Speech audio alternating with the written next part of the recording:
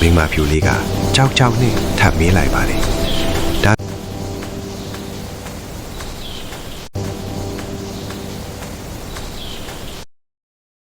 အဲ့ဒီမှာဝိညာဉ်တခင်ကအေးဆေးတင်ငင်စွာနဲ့ပြန်ပြောလိုက်ပါတယ်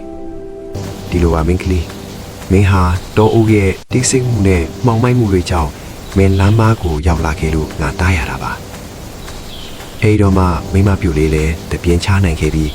ကြောက်ရွံ့စိတ်ကင်းသွားတာကြောင့်စူးစမ်းလို့စိတ်ကိုထိန်ချုပ်မရတော့ပဲတစ်ပင်ကြီးရောက်တွင်ညကလျောင်းမိမ့်မိန်နဲ့မိမပြူလေးကစိတ်ဝင်တစားနဲ့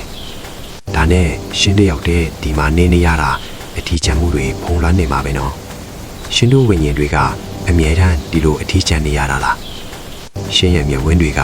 လက်ရောက်ထပ်ပူပြီးဝမ်းနေနေတယ်လို့ပဲတို့ပြောလိုက်ခါဝိညာဉ်တခင်မင်းမျက်စံကအထီးချမ်းမှုဆိုတာဝိညာဉ်တွေတော့အရေးလိုပါပဲဒါပေမဲ့မင်းရဲ့ရောက်ရှိလာမှုက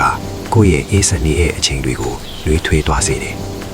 အဲ့ဒီခါမှတော့မိမပြူလေးကကျမရှင်နဲ့နောက်တစ်ခေါက်ထပ်တွေ့ချင်မိတယ်ဒါကမာရွေးနဲ့စန္ဒတစ်ခုဖြစ်နေမလားရှင်ထိုအခါဝိညာဉ်တခင်မင်းမျက်စံကစန္ဒဆိုတာလူသားတွေရဲ့အခွင့်အရေးပါ